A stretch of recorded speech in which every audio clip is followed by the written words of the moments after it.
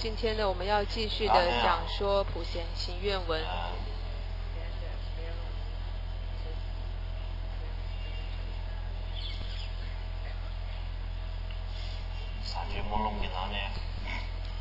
在普贤行愿文当中，乃至虚空世界尽，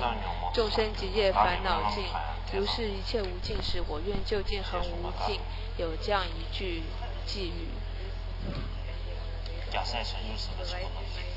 也就是菩萨们他们的发愿是等同于法界，是比整个虚空还要更广大的，而且是圆满的，是无尽的，是任运而成的。所以我们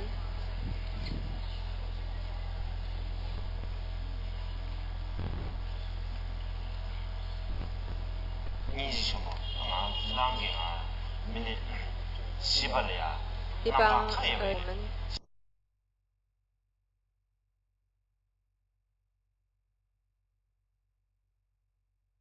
说像我们的心所的分类，也就是心的各种状态境界的分类有各种各样，千百万种，但是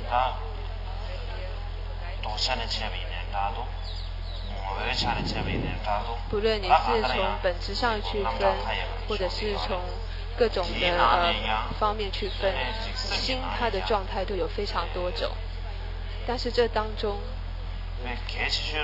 最重要的，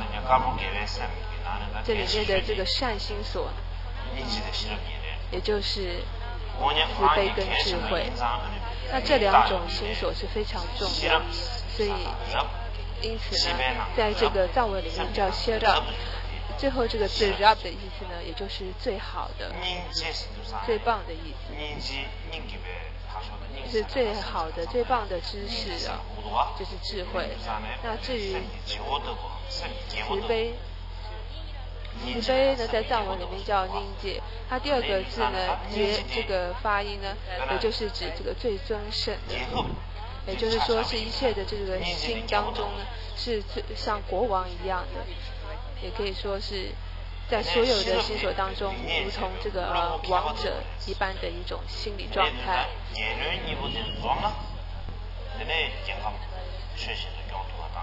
所以，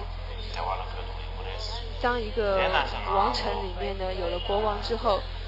有了智慧，有了慈悲之后。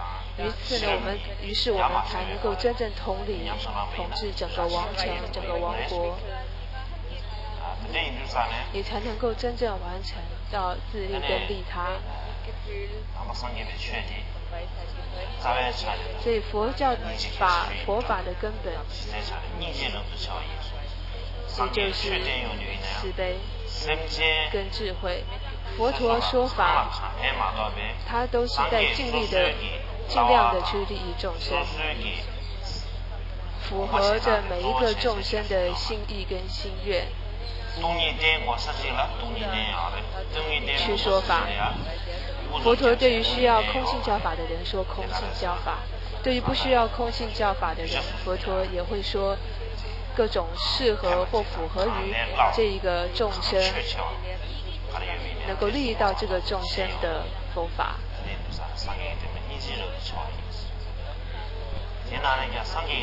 但是在佛陀教法中呢，它最着重的就是慈悲，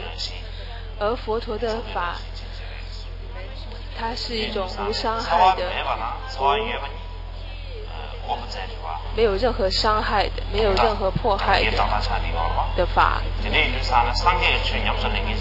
所以因此，当我们成为一个修行人的时候，成为一个学佛人的时候，我们就要去舍弃一切的伤害，并不是说我们不要去打别人，不要去伤别人，并不是这么粗浅的意义。可是我们伤害别人，他的这个条件的根本去伤害别人的根本是从哪里产生呢？就是从心开始发生的。先从我们内心中的嫉妒、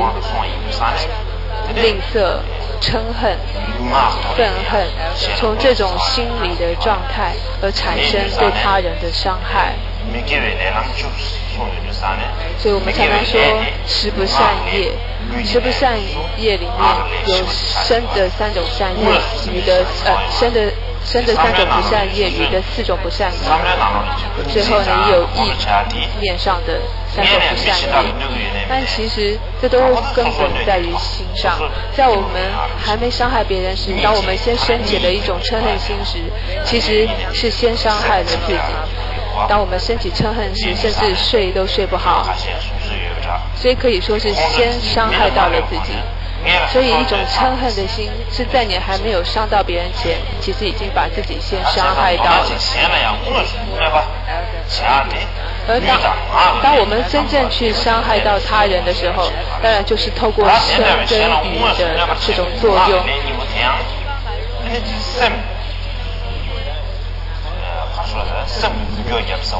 但是身跟语，它之所以能够造作出伤害的行为，其实主要也是因为先有心的思想，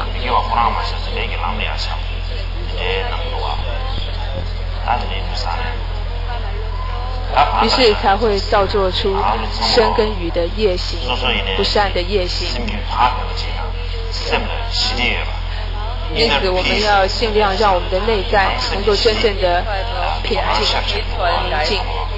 那这是我们大家都要非常着重的部分。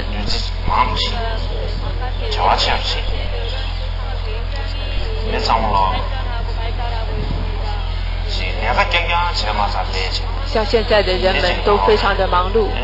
不断的在做各种的工作。于是使得我们内心中的宁静跟喜乐都失去了。我以前在家乡的时候，所谓家乡就是在昌都，东藏地区的昌都。那时候我们每一天3、4个小时努力的工作，其他的时候呢都是喝着茶聊着天，没有什么太多的事情要做的。后来看到在城市里住的人，是每一天几乎都是24个小时都要在工作，甚至时间都还不够，光只是不断的在工作而已。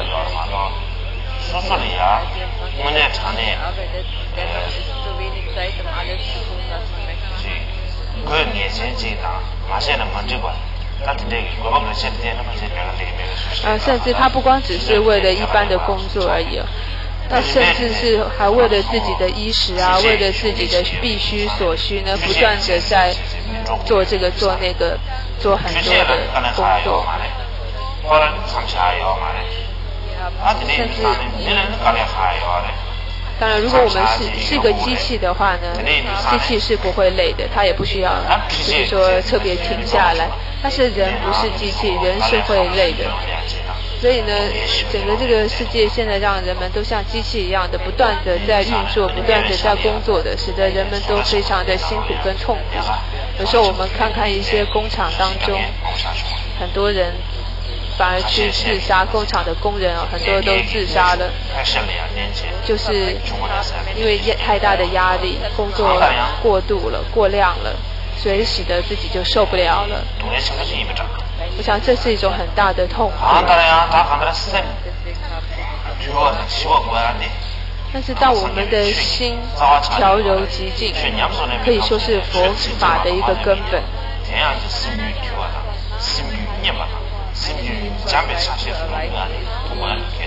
所以就算我们只是听到了一句话，但是这一句话能让我们的心变得更调柔、更极静、更平静，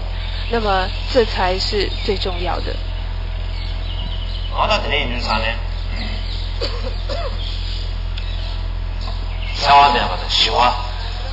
除了不伤害之外，我们还需要平静。就像我们大乘说，不光只是要不伤害，而更是要去利益到他人，这就是我们大乘的重点。我们在这里大家都说自己是大乘的行者。而且都称为是菩萨了。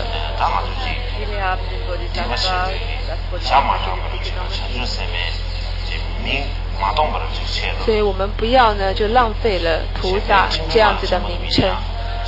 你要真正的能够去利益到他人，能够真正去做到利他。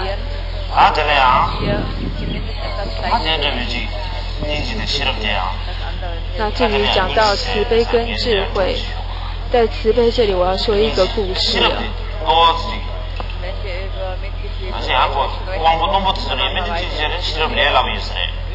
可能至于智慧这方面，可能对于一些立根器的人来说是很容易懂的，可是但对于一些比较钝根器的人来说就不是太容易懂。所以我在这里要先讲一个故事。那这个故事是过去发生的一个真实故事啊，不是我自己一个人乱编乱讲的。那过去有一个人呢，他才刚刚成为佛教徒。有一天呢，他开着车子在路上，于是他正好开车开到一个比较偏僻的小巷子，他就在那突然就碰到了一辆卡车。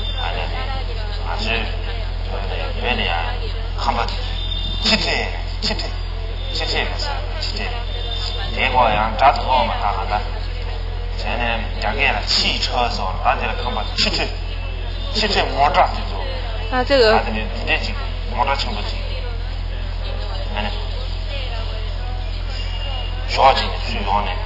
那这一个卡车呢，就突然从旁边冲出来，于是这个人就和那个车子撞上了，就跟那卡车撞上了。于是那位开卡车的人就下车来呢，就指责他，说他呢这个开车这个开的不对，是他的错。那其实本来呢是这个人好好开着，是这个卡车突然从旁边撞过来的，但是卡车司机呢却不断的在那里这个找麻烦，推卸责任。但于是这个人就想，佛陀的智慧我是没有，但是佛陀的慈悲却是我可以学习的，所以他就修持忍辱，就闭着嘴在那里修着忍辱，也没有去跟卡车司机去抗争。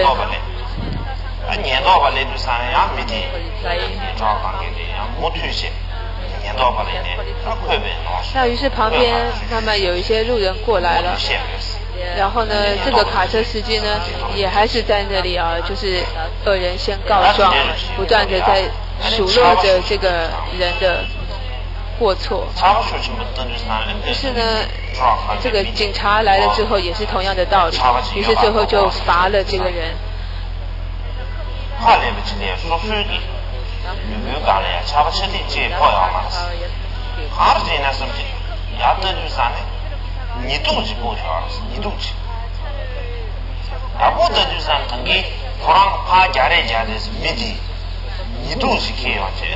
可是后来没想到，当这个人他要去这个好像去警察局要去这个被惩罚的时候呢，就下雨了。那就下雨之后的时候，突然发现头顶上多了一个雨伞，结果没想到呢，就是刚刚那个卡车司机呢，就突然就撑着雨伞，就为这个人呢打了伞。可能是这个卡车司机突然就后悔了。这个其实刚刚就跟他忏悔说，其实是刚刚是我的错，是我撞到了你。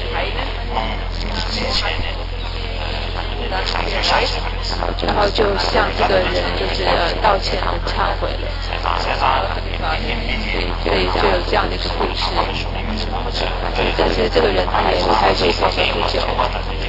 当然对于佛陀的限制部分他是没有，可是这之前也讲着学习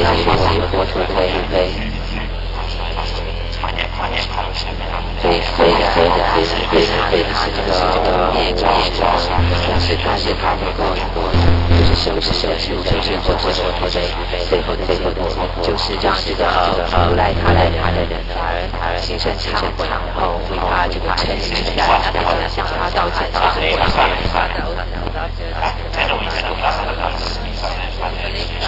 所以这大概就是一种慈悲的一个故事。那接下来我们就要继续讲到的是普贤行愿文。之前我们昨天讲到的是供养。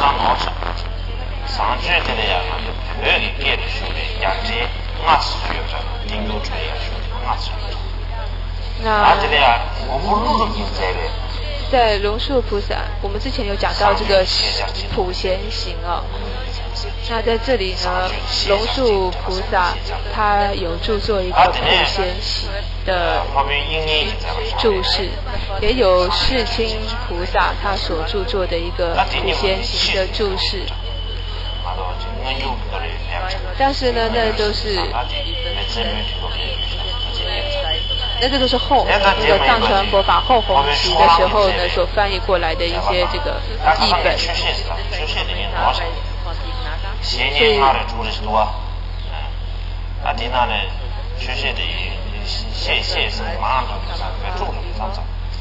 所以哈，我上次呢第一天的时候，讲这个作者的部分呢，就是一些版本部分说到就有点说错，其实呢就是。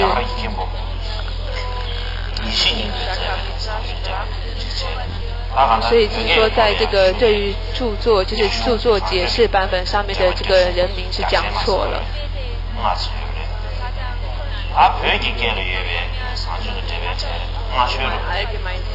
在藏传呢，就是长野谢这位大师，他也著作了一部就是普贤行愿的释文。那还有像陈罗、龙树世亲等等，他们所著作的这些释本，可能是这个前弘期的时候，这可能还没有翻译过来。所以因此我们现在比较依止的都是陈罗大师所著作的一个释文。所以我们讲到供养，供养就是要在一种没有谄媚之心之上去供养。所谓的谄媚之心呢，就是有一种是在这个物质上或者是心态上这两种方面呢，去升起一种谄媚的心。比如说在物质上，我们在陈设各种供养、准备各种贡品的时候，如果我们用的是不适当的物质，那就是不对的。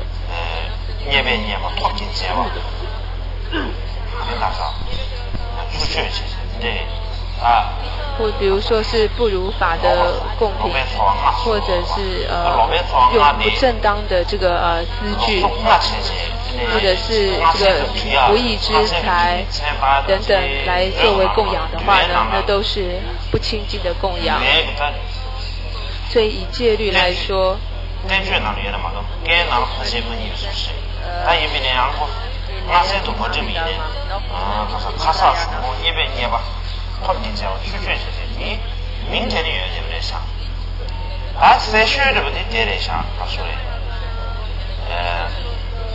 所以比如说在这个论点中会有讲到说一些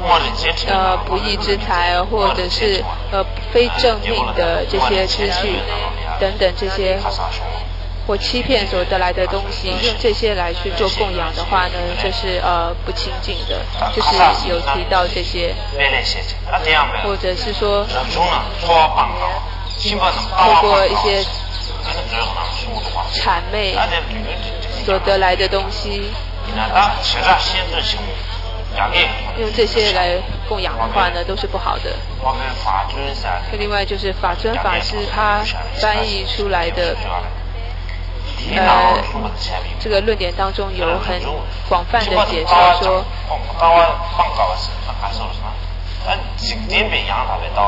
所谓世间的正见，就是深信三宝，深信因果。那对于一些在家的这个在家人来说，要这么真正去相信呢，是困难的。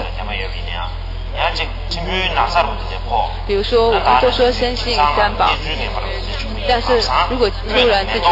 生病了，或家里发生一些障碍了，可能我们马上呢就会拿着香、拿着花去祭拜那些世间的神祇，或者是那些龙王啊，或者是世间的一些天神。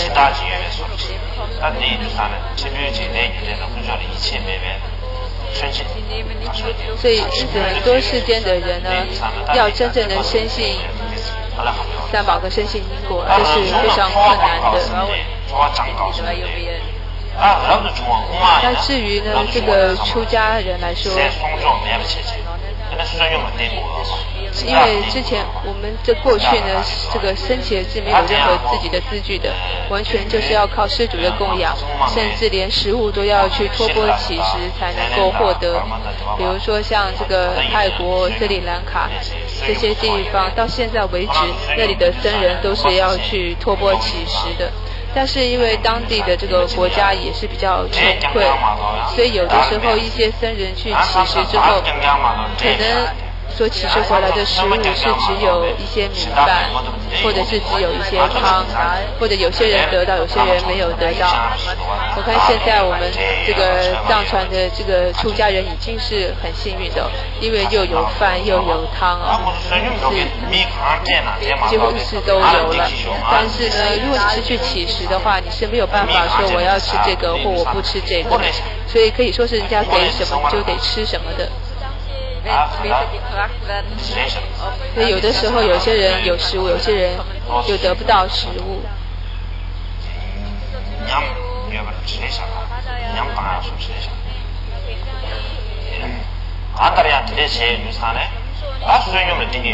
所以因为要乞食，那乞食就需要依靠于供养的施主。所以在戒律来说呢，很多那时候一些比丘僧人呢，就会特别去讨好施主啊，或者是就是比较谄媚或讨好一些施主。所以对于僧人来说呢，这就是透过谄媚討好所得到的一些依据了。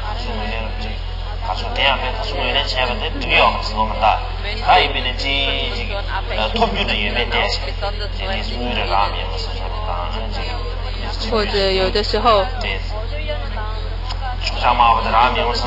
我们的心里有时候都会想说，希望能够多有一点红包，为了多得到一点红包，就去对一些施主说一些好话。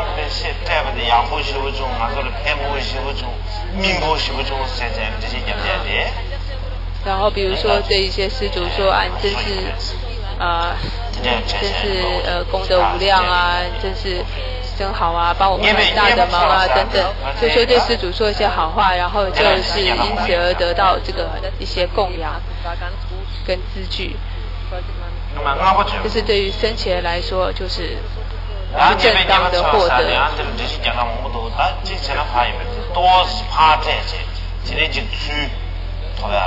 所以因此我们都是在做一种交易哦，就是我给你一些，然后是希望能够获得更多，就是有这种心态。又或者是说呢，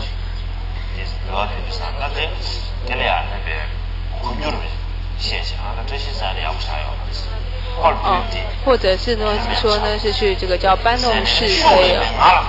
也就是说跟一位施主说某个人是不好的，其他人是不好的啊，你不要供养他。其实呢真正的意思就是说，你不应该要供养他的话，就是你应该供养我了，就是有这样子的动机。所以刚刚讲到这一切呢，都是属于一种非正确，就是没有正命的一种获得。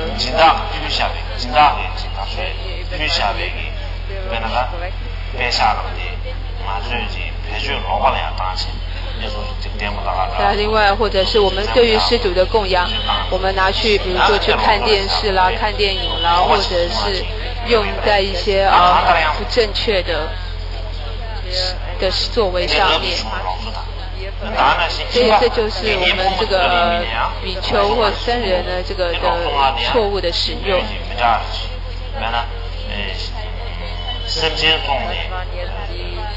还有或者是像在家众他们的一些这个资财的获得是，比如说用卖肉啊，卖其他众生的性命啊，或者是卖毒、卖酒等等，就是大概有5种，也就是一些就是在家人的这种不正确的获得的这种事业。那就是属于在家众的部分。所以，总之这一切所获得的东西，就是不正确的途径所获得的任何资具，在我们供养佛陀三宝的时候，它都算是一种不正确的物质。也就是在一种不正确的心态跟不正确的动机所获得的供养，拿来供养三宝的话，那就是属于不清净的供养了。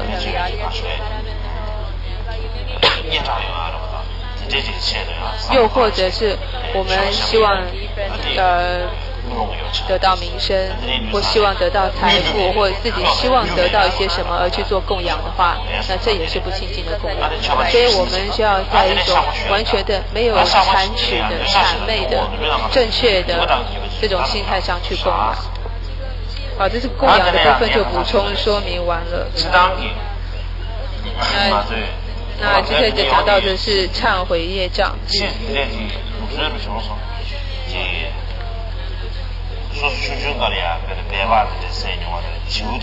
我曾经有提过说，我这个一些小的时候，就是我也有可能不小心杀过一些，就是别人杀过一些青蛙或小鸟的，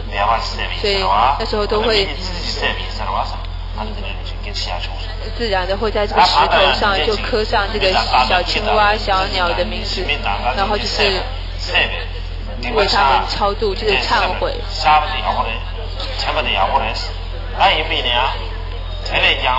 现在就是说我们曾经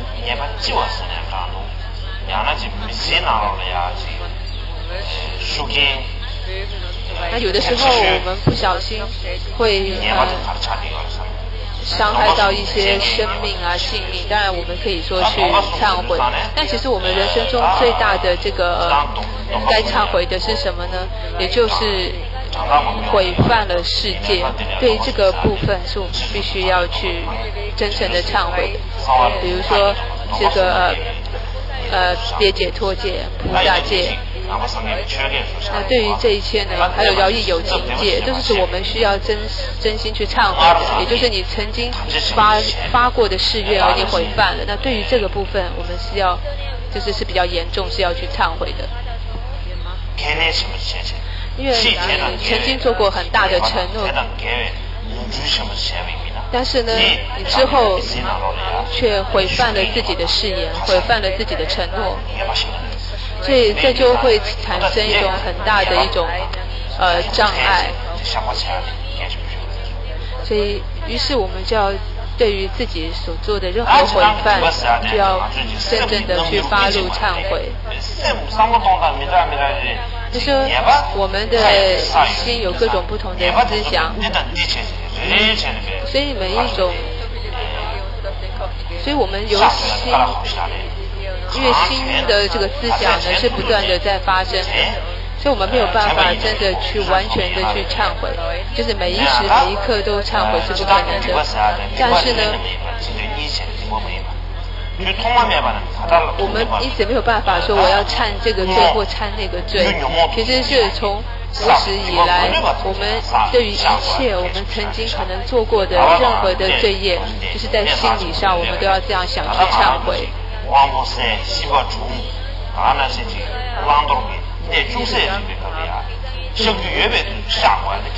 也就是无论曾经做过什么，只要是该去忏悔的，值得忏悔的，我们都要尽量的去忏悔。其实所谓的罪业，它的功德是什么呢？就是能够忏悔的，能够还净的。所以这就是罪业，它也有它的功德，就是它是能够被忏悔清净的。所以在这里说到说，我习所造诸恶业，皆有无始贪嗔痴。比如说像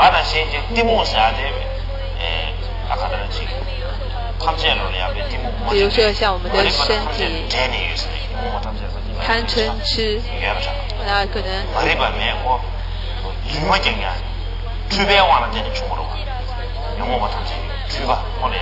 所以烦恼呢，它都是因为我们内心的一种迷惑、错乱，所以呢才产生的。那于是呢，我们首先因为愚痴，也就是无明，然后呢就产生了贪与嗔的这些烦恼。于是这种无明的愚痴就好像是国王，贪嗔等等烦恼就好像是大臣，于是就使得我们所有的身与意呢都产生了各种罪业，造作了各种的罪业。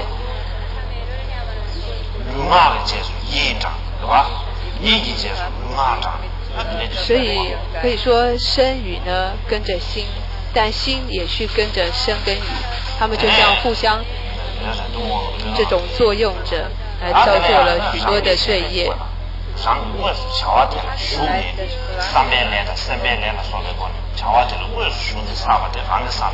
或者还有自己所做的这个心意上、思想上各种的业，就像我们之前有提到，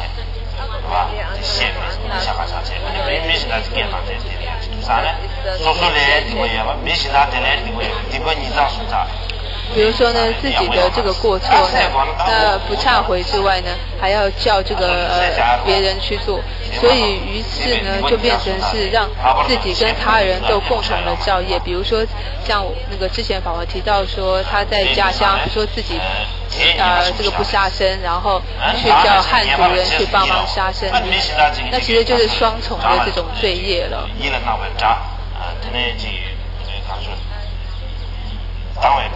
伊人那边的这他说米今天这他说我这东方然后近方然后中华的地方像有时候是杀害去，有的时候我们的这个信念呢，对于看到一些人被比如说被打、被关监牢，或者是被这个惩罚，有时候我们心里反而会产生一种欢喜跟高兴的心。那其实对于别人受的苦，我们如果心里升起一种欢喜跟高兴的话，或者是甚至我们都拍手说啊，真的太棒了，太好了，终于他被惩罚了。就是不光只是心想，甚至嘴上都说出来说这个太棒了，那这样其实是非常危险的，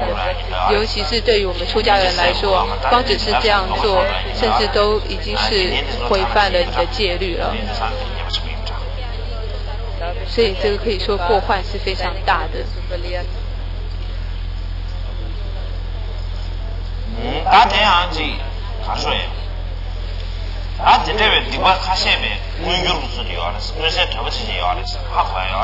还有一些罪业是你可以，刚刚我们说的一些罪业是说你明显的可以看到，但是也有些罪业是你完全不知不觉的，也就是从无始以来呢，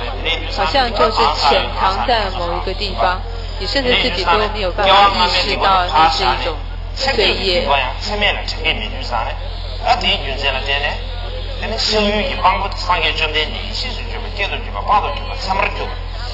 所以因此在这个忏悔文里面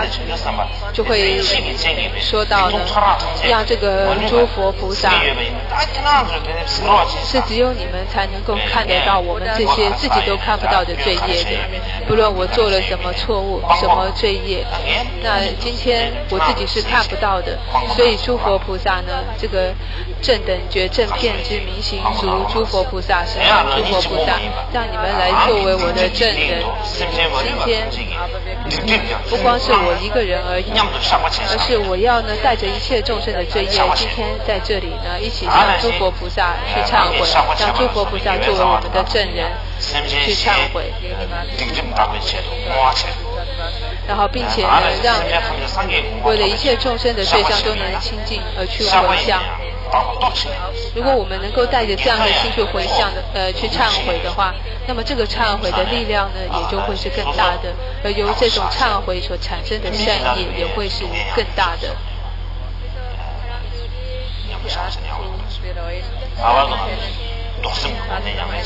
尤其像我们在做金刚萨埵的修持的时候，特别就是要带着这样一种能够带着一切众生的心态而去做修持，这是很重要的。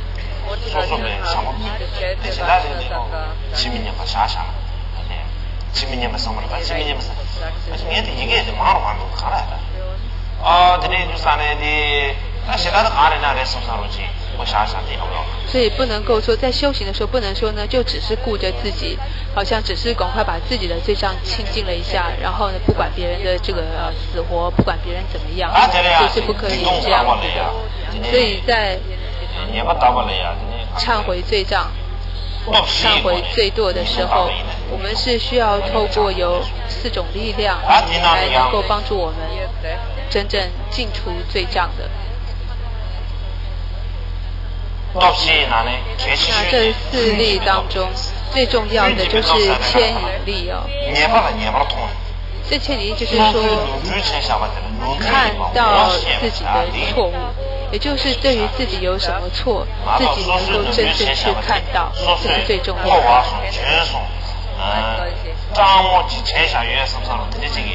也就是你真正看到了自己，我做错。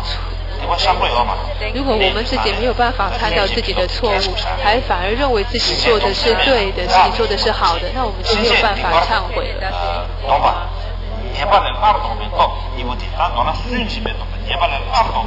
那因此呢，这个牵引力是很重要。那最后一个就是誓不再造力，也就是说，看到自己的错误之后，以后发誓不要再去造这个错误了。所以这2个是非常重要。所以，如果没有一个后悔的心，我们会仍然的去造罪，而且甚至对于所造的恶事跟罪堕呢，反而升起一种欢喜心，认为自己做的是对的，而因此你也不会升起一种未来不要再做、未来不要再造罪的这样的这种心愿心力。因此，只要一旦你有了这种后悔的心、忏悔的心，那么于是一种誓愿、誓不再造的心力就会升起，那可以说就是会自发的就产生了。所以我们为什么说这种牵引力的认识是很重要，所以牵引力就是认识到自己的这个错误，认识到自己有错有罪过，那这是所有4力当中最主要的。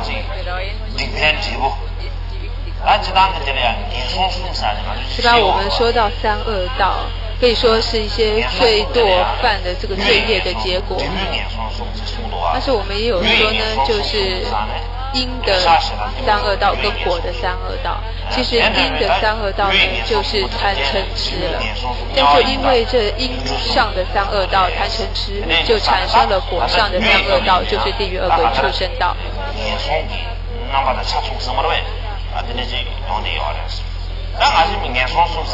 那当我们讲到3恶道的时候，说到地狱、恶鬼、畜生，我们大概只能够了解到畜生道，但是很难去了解到恶鬼道或者是地狱道。尤其这个世界现在大家的这个每个人知识都很开阔了。大家很多人会问说，那恶鬼道在哪里？地狱道在哪里呢？就会产生这些问题。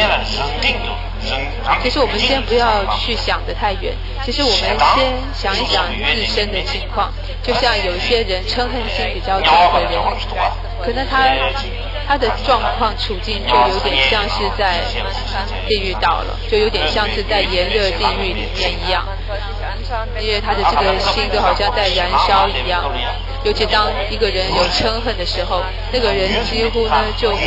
完全变了一个样子，他跟一般人都不一样了，变得非常的恐怖，然后他的心里完全没有了慈悲，然后他的这个表象呢就是一种很咄咄逼人的，然后非常的这个很狰狞的样子。所以一个有嗔恨的人呢，我们看到他的时候，其实大概就可以看到地狱道是什么样子了。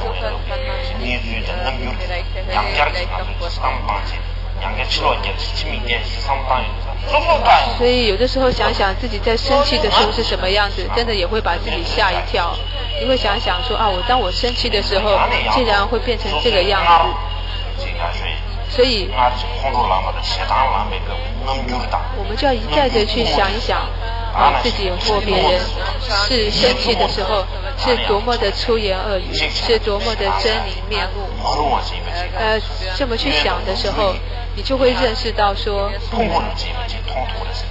原来这个嗔恨还有这么大的这个错误跟这么大的一种过患。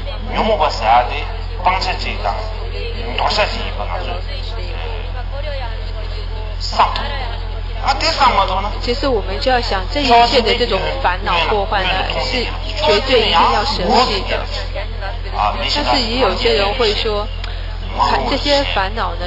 一方面来说是要断除的，但一方面来说，好像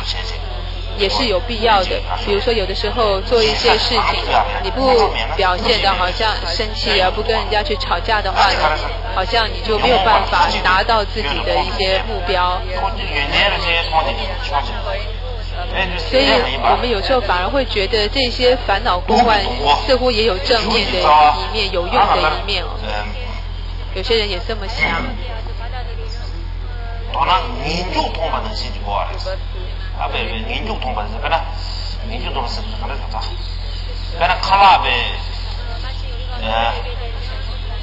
但其实呢，就好像，但其实我们对于烦恼呢来说，虽然这个例子不太好，但其实就好像呢，我们这个生了这个胃病的时候，你吃什么东西呢都会想要吐出来。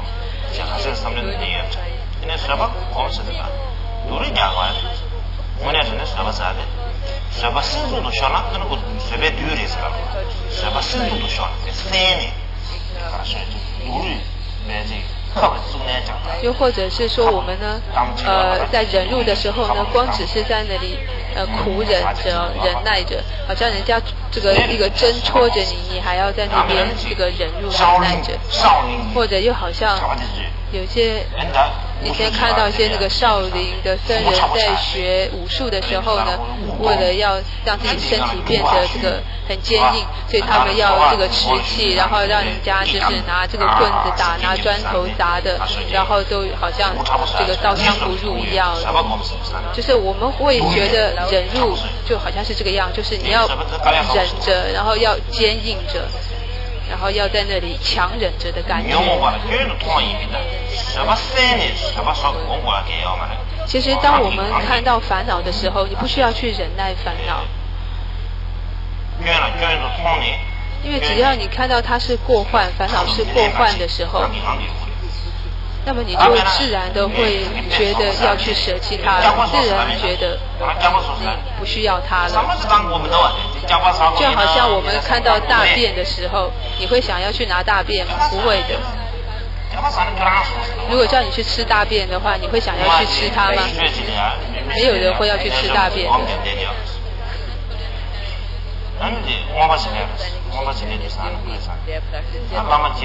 所以像以前有一个人就是见一位上师，他就一个猎人去见上师，一位这个和尚就问他说：“哎，你在山洞里做什么？修持什么？”那这个修行人就说：“我在修忍辱啊。”那这个人就跟他讲说：“那请你吃大便吧。”那这个僧人就很生气了，听到这句话。所以我们如果对于忍辱的理解来说，可能你真的会以为说，人家叫你吃大便，你就要去吃大便的感觉，然后心里想着哦，或者是你看到大便，你会想说哦，我不要吃，我不要吃，就是好像在就是内心很挣扎，我在那里又觉得该做又想抗拒着的这种感觉。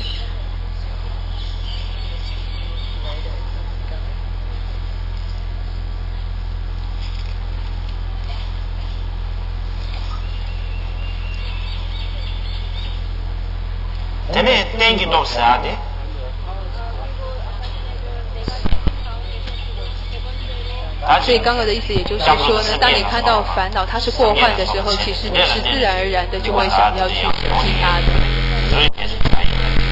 那还有教到的是意志力哦，意志力就是依止这些三宝本尊来帮助我们除罪障。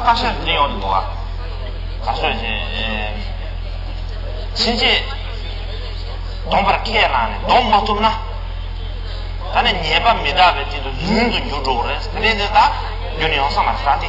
진짜 동심 자디. 이게 동심 제도서 말했어. 알았잖아. 지리 동심 자가잖아. 선이 근데 가서 된 개소나 근데 상계 유리셔야 돼. 那也有一些人呢会觉得誓不再造力啊的这个部分呢，大家会觉得说我不要发誓好了，因为如果我明天犯戒了，如果明天破坏了我的誓言的话，不就更糟了？好像是欺骗了佛陀一样。其实呢，并不会这样。它其实是一种净除罪障的一种方法。不管我们未来是不是真的能净除，而是你此刻当下，你就要先有一种愿意要去净除，而且发誓不要再去造恶作罪的一种心态。因此，现在当下的这一念心态反而是比较重要的。比如说，我不要喝茶，我说我不要喝茶，但是在另外一个时候，我却说我喝了茶，我喝茶了，但这并不成为是一种欺骗。所以同样的，有人问你说，你今天要不要去哪里？你就说我不要去。其实今天你说的不要去，并不代表你明天就不去，就是也不是说你明天去了的话，你就成为在骗人了，其实不是这样的。所以你不需要担心说，好像我们今天说我发誓不要再造，结果明后天不小心又造了，就成为一种欺骗的感觉，其实是不会的。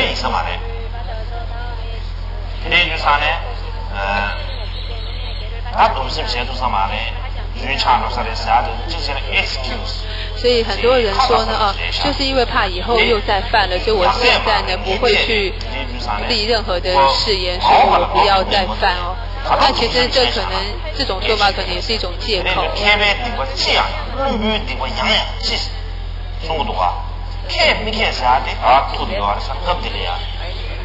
所以是不是一个贤者圣者，就是说看你现在是不是有这种心里愿意去。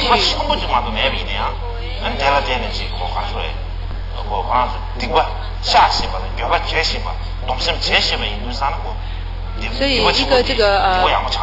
智者呢，他们是就算没有什么很大的罪业，但是呢，他都仍然不断的在忏悔，不断的呢在发誓不要造罪。可是一个愚痴的人、愚者呢，他们是就算造了很大的罪业，但仍然不知道忏悔，仍然不知道说要发誓不再造罪。所以这就是智者跟愚者的差别了。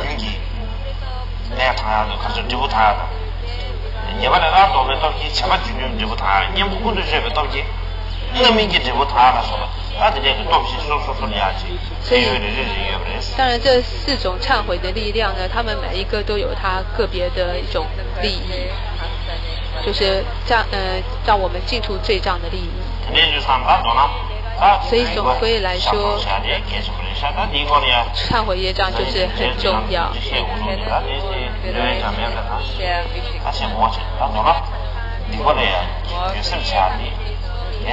所以总归来说，我认为这个忏悔罪障里面，首先要后悔，看到自己的错误，后悔于自己所造作的错误，是很重要的。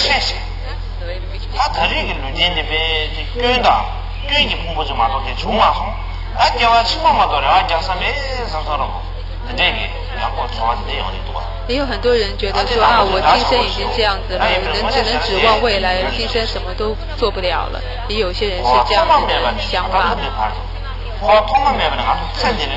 但其实我们从无始以来到了今生，我们不是。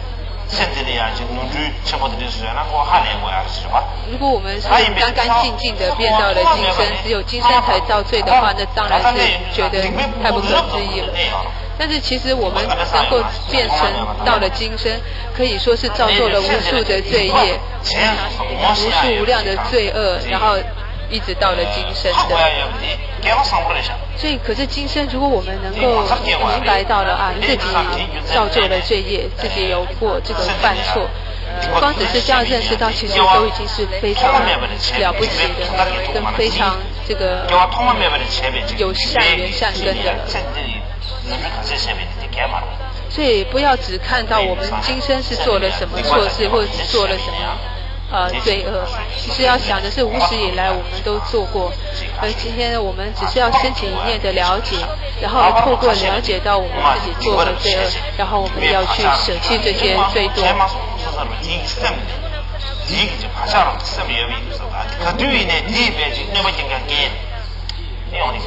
还有些人呢，心里带着很多的这个罪过，总是让自己就是说活在一种罪恶感当中，这样也是不对的。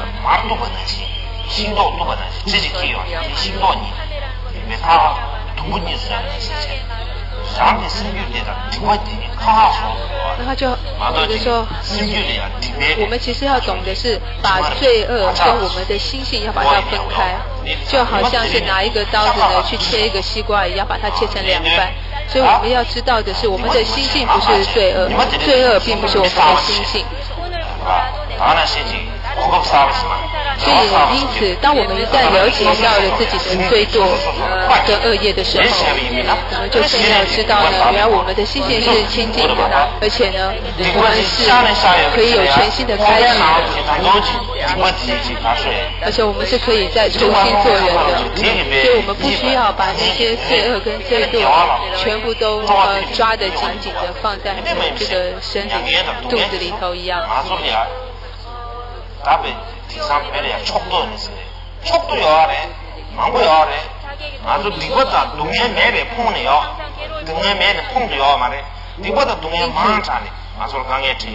我们到现在为止呢，不是没有罪恶，不是没有犯过错，我们犯的错是非常多的，我们做的罪恶是很多的。当然，我们做了很多的错事，但从今天开始就要升起一念这种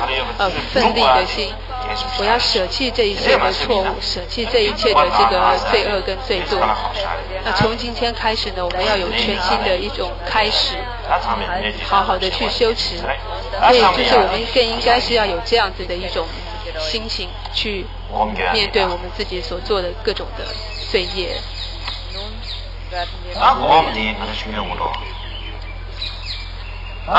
所以接下来我们就要做一下禅修。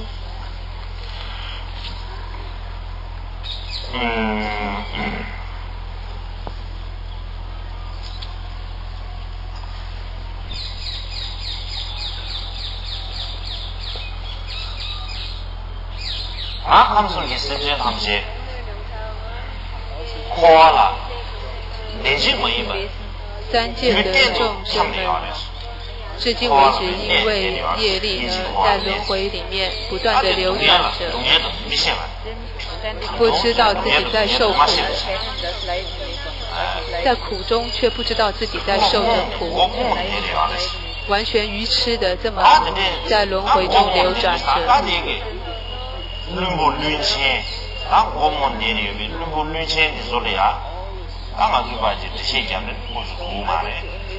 那很多的众生，即便你告诉他道理，他也听不懂；即便你要给他一条好的道路，他也走不上。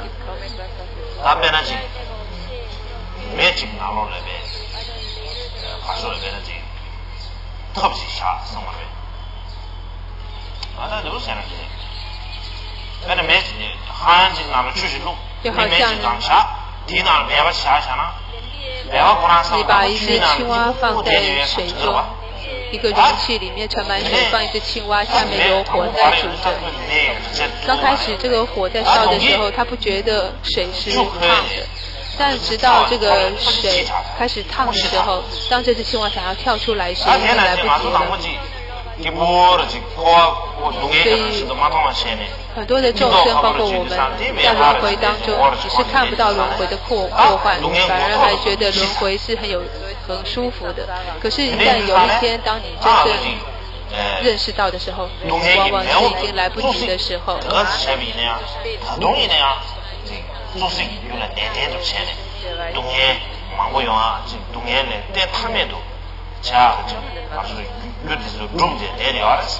所以其实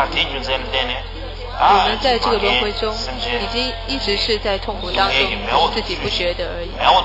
所以现在要认识到一切如母的众生对于苦不知道那是苦，而且不知道什么是该取的，什么是该舍的。那么因为这样子，所以这众生是多么的可怜跟无知呢？所以在这里我们就要这么的去思维对众生升起慈悲之心。